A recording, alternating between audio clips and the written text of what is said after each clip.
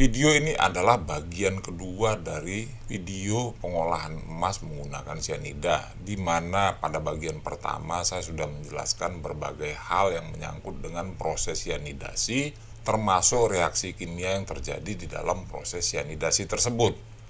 Nah, di video bagian kedua ini, saya akan menampilkan praktek pengolahan lumpur emas menggunakan cyanida. Namun, di dalam video ini, untuk mengekstrak emasnya, saya tidak menggunakan activated carbon atau karbon aktif, melainkan saya menggunakan formula Bestekin powder sebagai pengganti activated carbon.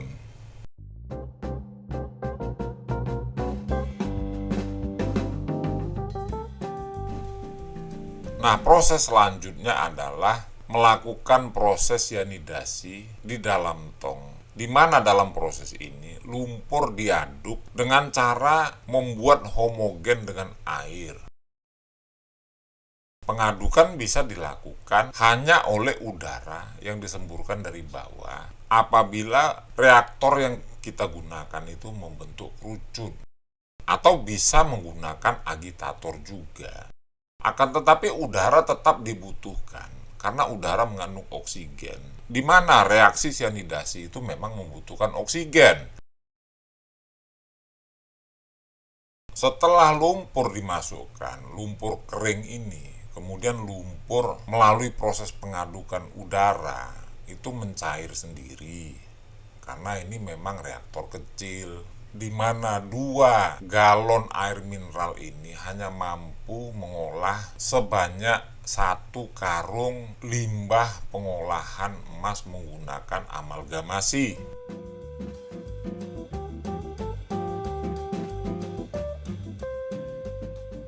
Dengan kata lain, 1 galon hanya bisa mengolah setengah karung saja.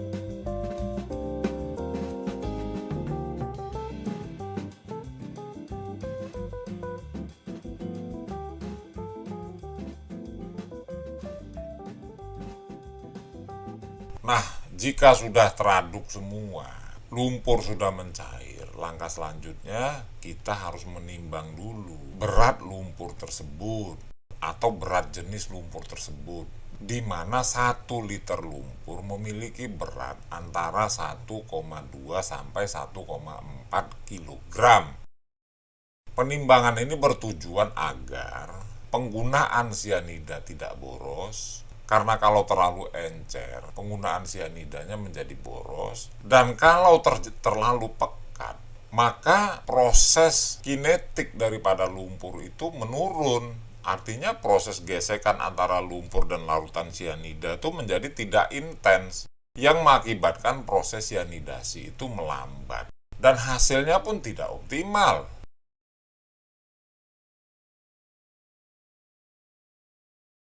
Nah, apabila sudah tercapai kepekatan lumpur terhadap air, langkah selanjutnya kita menaikkan pH lumpur, bisa dengan menggunakan soda api, bisa dengan menggunakan kapur bakar.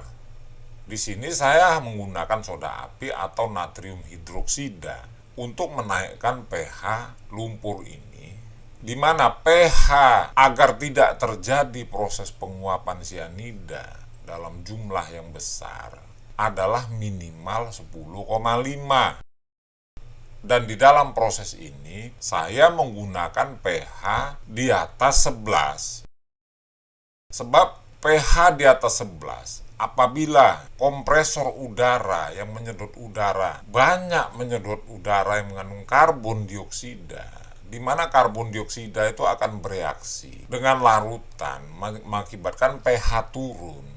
Dan saya perkirakan dengan pH di atas 11 tersebut, apabila terjadi penurunan selama 48 jam, itu saya perkirakan kurang daripada 0,5. Sehingga jika kita menggunakan pH 11, maka pH akhirnya kalau memang terjadi terus-menerus penurunan masih di atas 10,5.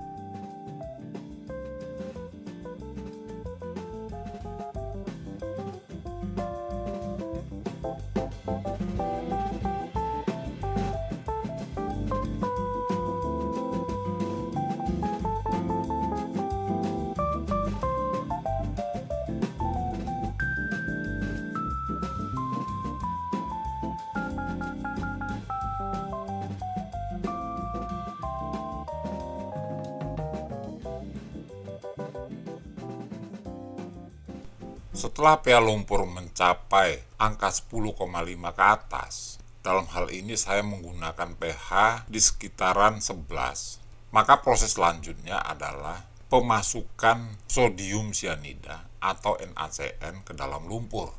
Ukuran penggunaan NaCN disesuaikan dengan berat lumpur tersebut, atau bisa juga menggunakan nilai ppm. Misalnya bahan baku batuan seberat 1 ton atau 1 metrik ton, kita bisa menggunakan cyanida seberat maksimum 2 kg, yaitu antara 1 sampai 2 kg.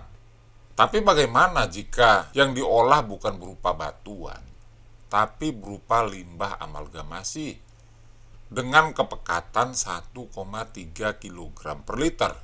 Nah, dalam proses ini kita bisa menggunakan alat yang namanya TDS meter atau alat total dissolved solid meter atau biasa yang dikenal dengan ppm tester. Jadi sebelum kita memberikan cyanida, maka kita ukur dulu berapa ppm cairan di dalam lumpur tersebut. Misalnya setelah pH 11, kita dapati angka ppm-nya sekitar 400 ppm, maka kita bisa menambahkan cyanida hingga ukuran ppm-nya bertambah sekitar 700, yaitu menjadi 1100 ppm maksimum. Artinya penggunaan cyanida tersebut berkisar antara 300 ppm sampai 700 ppm saja.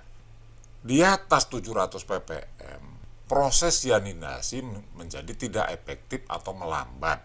Di bawah 300 ppm, demikian juga proses cyanidasi akan berlangsung lebih lambat daripada biasanya. Nah, agar biji-biji emas halus dari lumpur ini bisa terlarut semua di dalam cyanidasi, maka proses pelarutan menggunakan cyanida ini berlangsung selama minimum 40 jam. Namun saya biasa menggunakan waktu 48 jam atau 2 hari 2 malam. Bagaimana mengukur kecukupan cyanida? Apakah cyanida yang sudah kita gunakan cukup atau masih kurang? Atau perlu ditambahkan cyanida lagi di dalam cairan tersebut? Untuk menjawabnya, saya akan sajikan di dalam video berikutnya, yaitu pengolahan emas menggunakan cyanida, kombinasi antara karbon aktif dan bestekin powder, di mana bestekin powder digunakan sebagai tester untuk mengukur kecukupan cyanida, untuk mengukur apakah emas sudah terlarut dengan baik, atau untuk mengukur apakah penggunaan activated carbon tersebut sudah maksimal, sehingga bisa dipastikan nyaris semua larutan emas kompleks sudah teradsorb dengan baik oleh karbon aktif tersebut. Konten tentang cyanidasi, kombinasi antara karbon aktif bestekin powder tersebut akan kami upload 1 minggu setelah video ini tayang. Karena di dalam proses cyanidasi ini saya tidak menggunakan activated carbon sebagai absorben ion kompleks emas dari lumpur, maka selama berlangsungnya proses cyanidasi, saya tidak memasukkan karbon aktif ke dalam lumpur ini. Akan tetapi nanti setelah 48 jam, saya lakukan pengambilan air bening dengan cara mematikan kompresor sehingga lumpur mengendap dan menyisakan air bening di atasnya. Nah, dari air tersebutlah saya akan ekstrak ion emas kompleks maupun ion perak kompleks dari larutan menggunakan bestekin powder. Nah, setelah 48 jam, kompresor kemudian saya matikan dan saya akan menunggu sekitar 4-6 jam untuk terbentuknya larutan bening di atas lumpur yang makin memadat di bawahnya.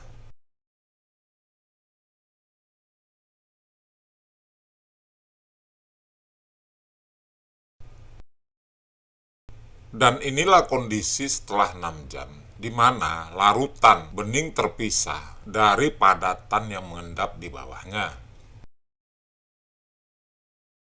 Saya akan selang larutan bening ini. Di sini saya mengambil sampel untuk saya uji endapan yang terbentuk dari pemberian Bestekin powder kepada larutan tersebut.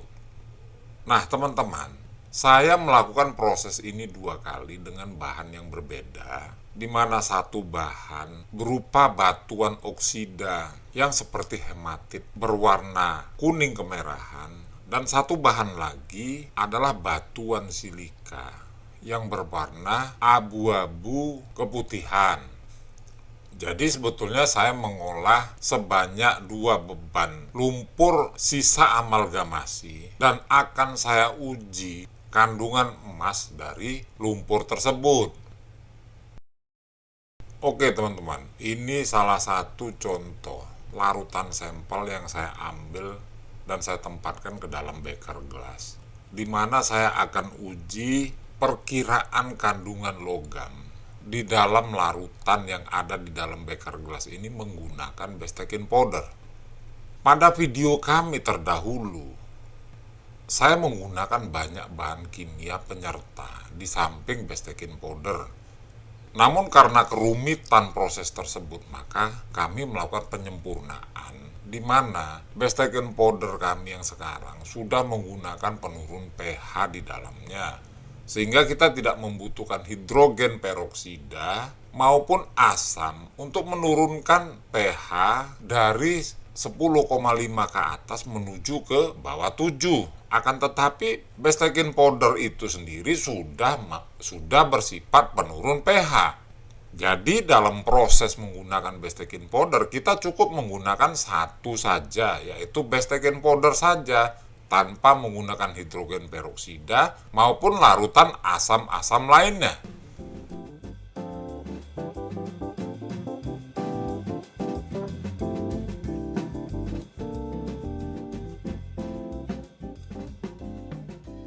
Setelah terjadi pengendapan sempurna, artinya lumpur itu sudah tidak bergerak lagi ke bawah atau lumpur sudah sangat kental, maka kita selanjutnya menyelang air bening untuk memindahkan air bening tersebut ke wadah yang bersih, yaitu wadah plastik yang memang sudah bersih.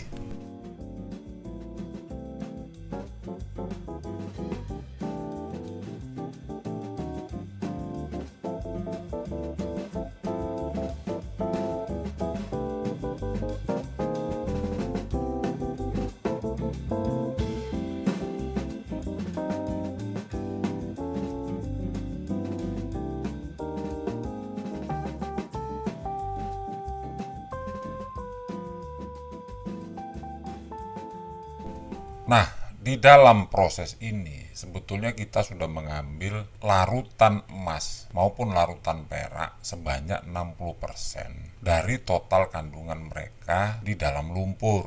Sisanya lagi 40% masih bercampur dengan lumpur. Untuk mendapatkan 40% ini, maka kita perlu mengencerkan lagi dengan air biasa sehingga volume lumpur kembali ke seperti semula. Jadi misalnya kan tinggal sisa 40%. Kemudian kita encerkan, lantas kita endapkan kembali, maka kita mengambil 60% dari 40% tersebut. Artinya kita mendapatkan kembali 24%. Setelah sebelumnya 60%, maka kita sudah memperoleh 84% dalam proses setelah proses pengambilan air yang kedua, dan sisanya masih 16%. Lantas kita lakukan pengenceran yang ketiga. Namun kita harus selalu mengontrol pH. Jangan sampai pH-nya di bawah 10,5. Jadi setiap penambahan air dan kemudian dilakukan pengadukan, kita cek pH-nya, oke cukup ya sudah, atau berkurang sedikit tidak apa-apa, yang penting tidak mencapai di bawah angka 10,5. Jika dia pH drop karena pengenceran, maka kita tinggal menambahkan kapur atau soda caustic untuk mengembalikan ke pH semula. Nah, sebelum proses pengenceran yang ketiga, sebetulnya kandungan emas kompleks maupun perak kompleks di dalam lumpur tinggal tersisa 16% saja dari total 100%. Kemudian setelah kita encerkan dan kita endapkan lagi, maka kita mendapat lagi 60% dari 16% tersebut.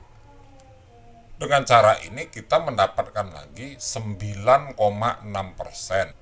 Selanjutnya jika kita tambah dengan 60% pengambilan pertama, kemudian 24% pengambilan kedua, ditambah 9,6%, maka sebetulnya kita sudah memperoleh cairan yang mengandung emas dan perak sebanyak 94%. Nah, umumnya di dalam proses sianidasi yang menggunakan karbon aktif sebagai adsorben, rata-rata proses ekstraksi menggunakan karbon aktif hanya mampu mengekstrak emas sebanyak maksimum 90%. Dengan metode ini kita sudah mendapat 93,6% tanpa harus melakukan proses penyaringan atau filter press. Artinya kita hanya memanfaatkan proses gravitasi. Jadi larutan emas yang tersisa di lumpur tinggal 6,4%. Nah, bagi teman-teman yang mau lagi mengencerkan kemudian mengendapkan, ya tentu mendapatkan lagi. Jadi sisanya nanti bisa jadi di bawah 1%. Akan tetapi memang prosesnya menjadi lebih lambat. Memang proses ini secara overall kalah 1 hari atau 1-2 hari dibandingkan proses pengolahan emas sistem tong menggunakan adsorben karbon aktif. Akan tetapi tingkat perolehannya lebih tinggi dibandingkan proses pengolahan sianidasi menggunakan activated karbon. Yang pertama, yang kedua biayanya menjadi lebih murah dibandingkan menggunakan karbon aktif. Biaya menggunakan baking powder jauh lebih murah. Nah, pada bagian ini saya akan menjelaskan bagaimana cara penggunaan sodium tiosulfat sebagai penetralisir sianida dan penggunaan baking powder sebagai pengendap ion emas, perak maupun logam-logam lain dari larutan sianida yang telah melarutkan mereka. Pertama tentu kita lakukan pelarutan sodium tiosulfat untuk menetralisir ion sianida bebas, di mana larutan tiosulfat akan bereaksi dengan sianida membentuk ion tiosianat dan ion kompleks emas sianida, perak sianida, tembaga sianida, dan sebagainya akan berubah menjadi ion kompleks emas tiosulfat, tembaga tiosulfat, perak tiosulfat yang mengakibatkan terbentuknya sianida bebas baru, di mana sianida bebas baru tersebut akan bereaksi lagi dengan ion tiosulfat menjadi ion tiosianat yang tidak beracun. Kristal ini kita berikan, kemudian kita lakukan pengadukan di dalam larutan, dan setelah semuanya larut kita biarkan dulu selama 5 menit agar terjadi homogenisasi dan reaksi berlangsung sempurna. Setelah 5 menit maka kita masukkan baking powder ke dalam wadah ini. Ciri-ciri dari penggunaan sianida yang berkecukupan, tidak berlebihan adalah saat diberikan baking powder akan langsung terbentuk kekeruhan pada larutan tersebut, di mana ketika diaduk larutan akan terbentuk suspensi-suspensi halus atau padatan-padatan halus yang warnanya bervariasi tergantung dari mineral yang kita olah. Misalnya di sini saya kan menggunakan 2 jenis mineral. Yang pertama batuan emas oksida yang lebih banyak ke hematit atau banyak besinya. Larutannya berwarna kuning dan biasanya endapannya nanti akan agak kecoklatan atau kehitaman. Sedangkan larutan dari satu bahan lagi, yaitu batuan emas silika, Pemberian bestekin powder mengakibatkan munculnya endapan keputihan yang lama-lama nanti akan berubah menjadi abu-abu kehitaman. Pemberian formula bestekin powder akan mengakibatkan terjadinya endapan, di mana untuk endapan ini menjadi mengendap sempurna di dasar wadah, kita membutuhkan waktu antara 2 sampai 6 jam.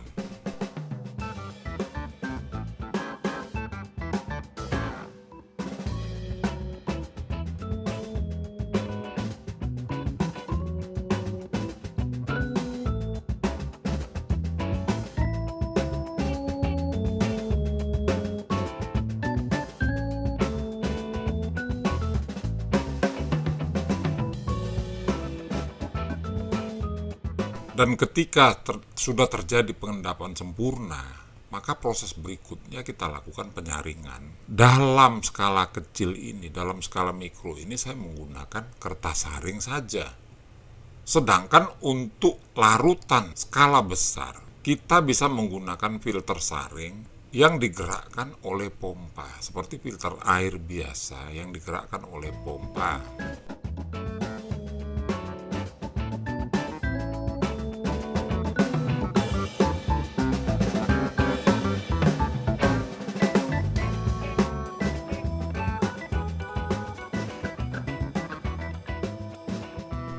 Kemudian nanti air, sisa limbahnya bisa kita lakukan pengujian ulang menggunakan bestekin powder.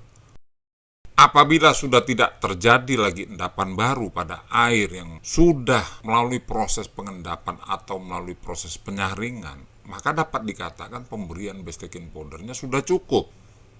Untuk itu air tersebut bisa langsung kita buang.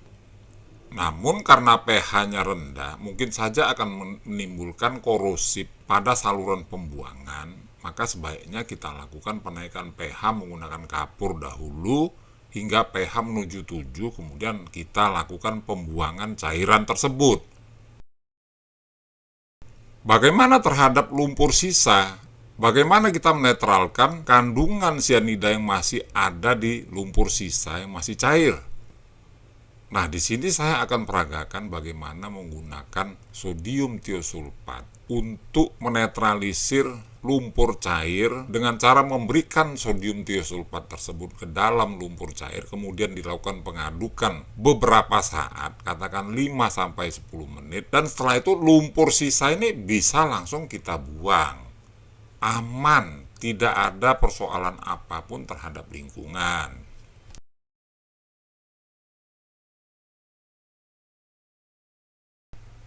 Setelah semua endapan disaring dan kertas saring sudah agak kering, proses terakhir dalam sianidasi adalah peleburan, yaitu melebur endapan sehingga terbentuk logam nantinya. Dalam proses sianidasi menggunakan activated carbon sebagai adsorben, sebelum proses terakhir karbon tersebut melalui insinerasi dulu, di mana proses insinerasi bisa berjalan selama 12 jam dan pada akhirnya akan menghasilkan debu yang mengandung logam-logam. Debu tersebut kemudian selanjutnya dibakar atau dilebur untuk menyatukan logam-logam tersebut. Sama halnya dengan proses sianidasi menggunakan activated carbon. Proses sianidasi menggunakan bestekin powder pun pada akhirnya dilebur juga, di mana endapan kering yang tertahan di kertas saring dimasukkan ke dalam crucible atau kowi yang dicampur dengan boraks dan selanjutnya dilebur pada suhu di atas 1100 derajat Celcius. Di sini saya menggunakan blender las sebagai pelebur atau sebagai burner.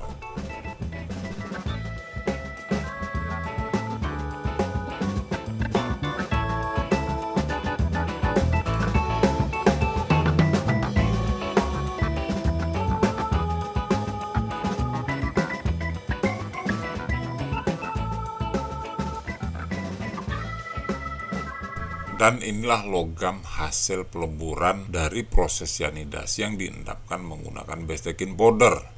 Selanjutnya, paduan logam ini akan saya murnikan untuk mendapatkan logam perak murni dan emas murni pada video berikut ini.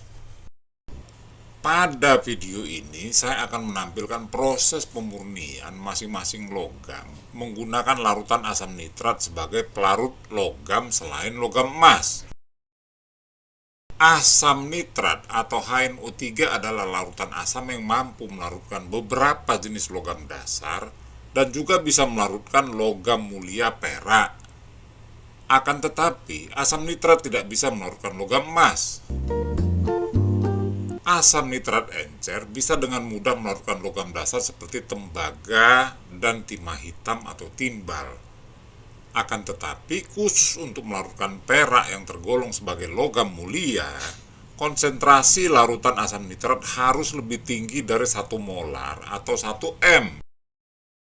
Artinya, larutan asam nitrat encer tidak bisa melarutkan logam perak, apalagi jika logam perak tersebut membentuk paduan dengan logam emas. Warna logam hasil pengolahan emas menggunakan sianida ini terlihat putih kekusaman agak merah. Ini terlihat seperti paduan perak, tembaga, timbal, dan emas. Dari warnanya, saya perkirakan kadar emas dalam logam ini kurang dari 10%, sehingga saya tidak perlu melakukan penurunan kadar. Mengapa begitu? Karena paduan logam dengan kandungan logam emas yang tinggi di atas 25% sangat sulit larut dalam asam nitrat. Meskipun larutan tersebut berupa larutan asam nitrat pekat 68% dan dipanaskan. Artinya, untuk paduan logam emas dengan kandungan emas di atas 25%, kita harus terlebih dahulu menurunkan kadar emasnya melalui penambahan logam perak atau tembaga yang ditambahkan ketika logam tersebut dicairkan sehingga ada pencampuran logam dalam kondisi lebur atau leleh atau di dalam kondisi cair dengan suhu di atas titik leleh emas atau 1081 derajat Celcius. Barulah setelah dingin kita bisa memurnikan logam tersebut.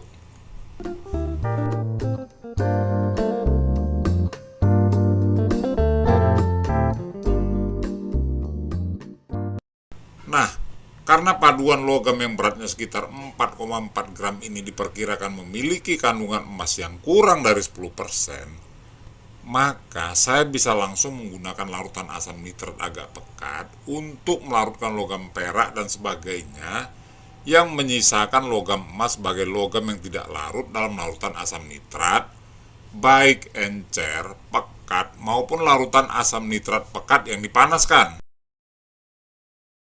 Dari tampilan video ini, proses pelarutan paduan logam menggunakan asam nitrat seperti yang terlihat ini melarutkan logam tembaga juga.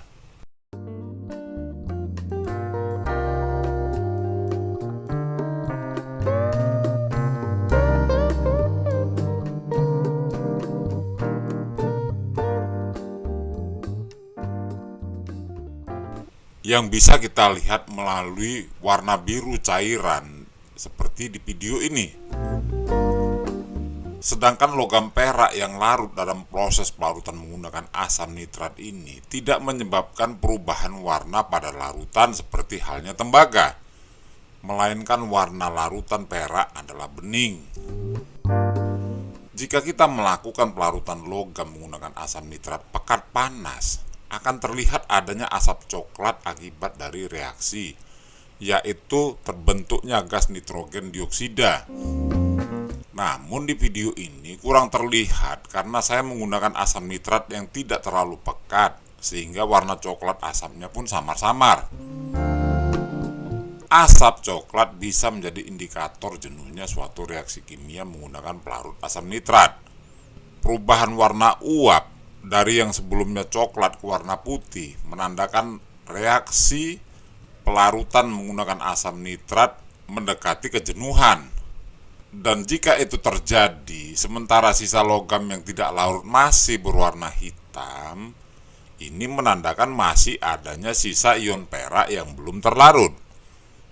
Maka berikutnya kita bisa menambahkan larutan asam nitrat baru ke media bereaksi agar reaksi kimia pelarutan kembali berlangsung.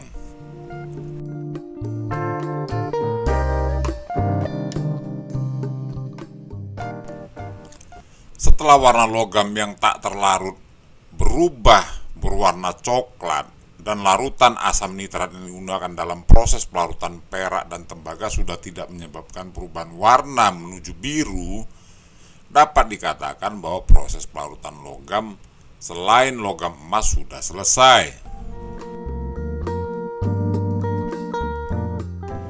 Proses berikutnya adalah peleburan lumpur logam emas yang terlihat berwarna coklat di krusibel atau kowi pada suhu di atas 1081 derajat Celcius.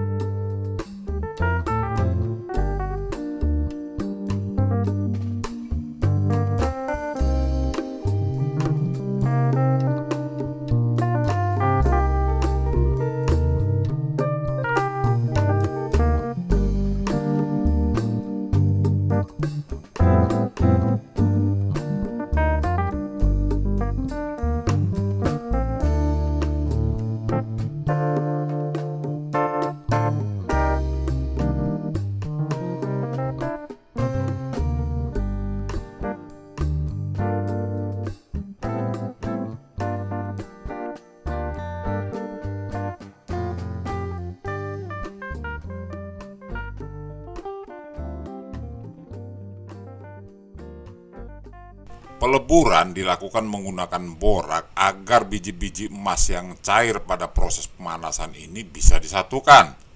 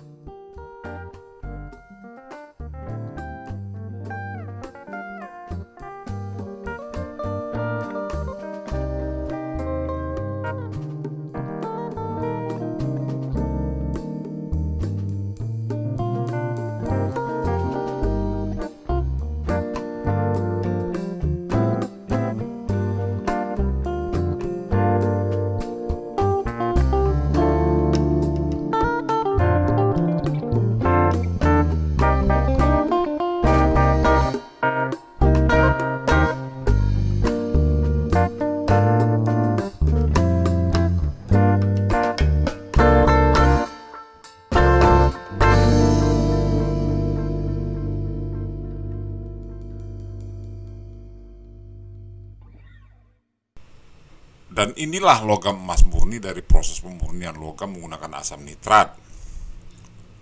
Logam emas murni ini saya perkirakan memiliki tingkat kemurnian di atas 99%.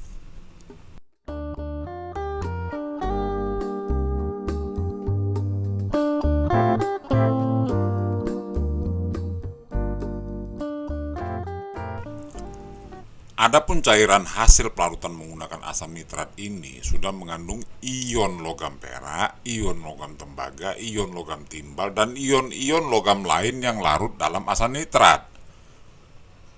Untuk memisahkan perak dari larutan ini, kita menggunakan larutan asam klorida atau HCl atau larutan garam atau NaCl sebagai pemisah.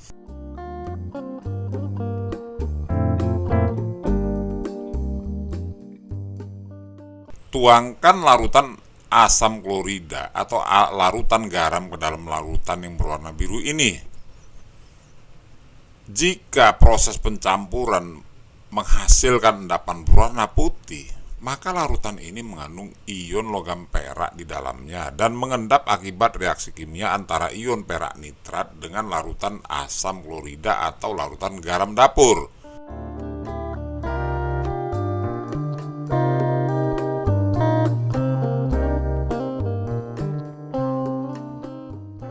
Bagaimana dengan takaran larutan asam klorida atau larutan garam dalam proses pengendapan ini? Penggunaan larutan garam atau larutan asam klorida kecukupannya menyesuaikan dengan terbentuknya endapan putih. Jika pemberian lanjutan sudah tidak menimbulkan endapan putih baru, maka pemberian garam atau HCl sudah cukup. Bagaimana jika pemberian larutan garam atau HCl dilakukan secara berlebihan? Apakah berdampak dengan hasil reaksi kimianya? Jawabnya tidak. Pemberian garam atau HCl yang berlebihan hanya menyebabkan borosnya biaya.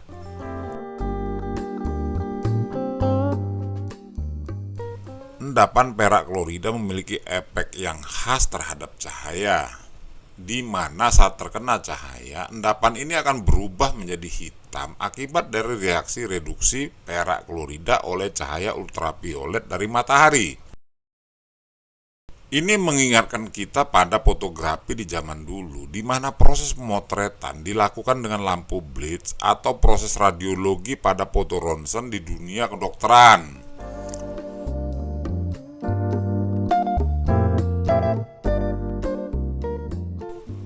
Endapan perak ini selanjutnya dipisahkan dari larutan melalui proses penyaringan menggunakan kertas saring 1 mikron.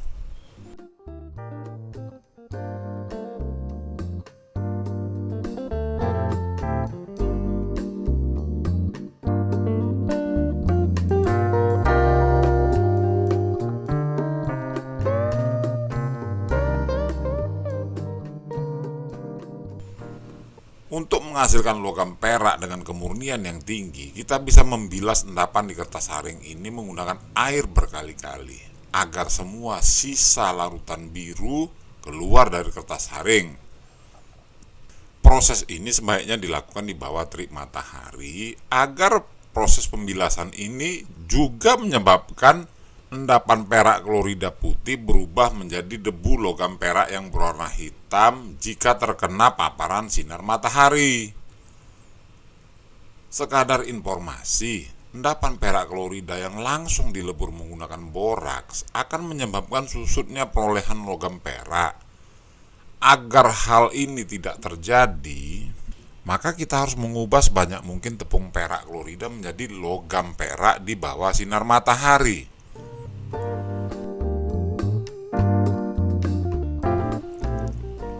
Setelah nyaris semua endapan putih berubah menjadi hitam, kita pun melakukan peleburan logam perak di krusibel menggunakan borak sebagai flux pada suhu di atas 960 derajat Celcius.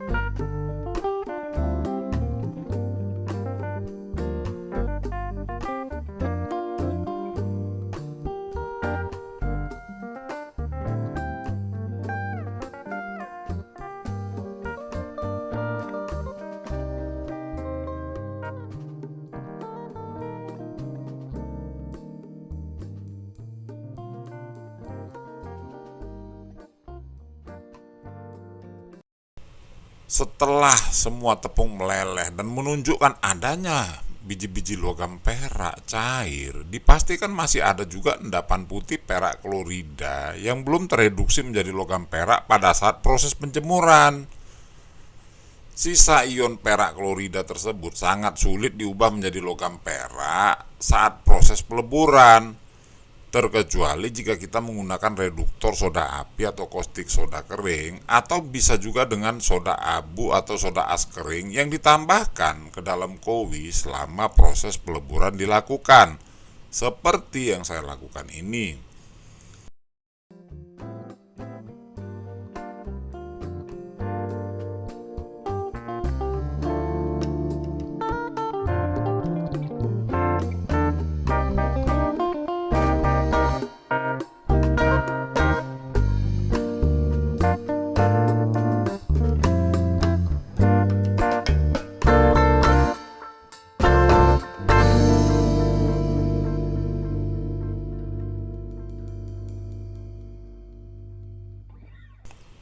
Dan inilah hasil logam perak murni dengan tingkat kemurnian di atas 98%.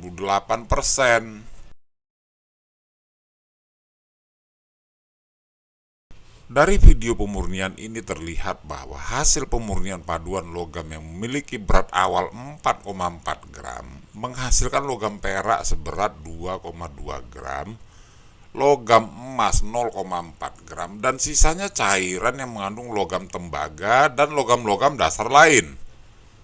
Artinya logam yang dihasilkan kurang dari total 4,4 gram, yang menandakan logam yang dimurnikan tak hanya berupa paduan emas dan perak, akan tetapi juga mengandung logam tembaga dan logam lain dengan berat yang signifikan.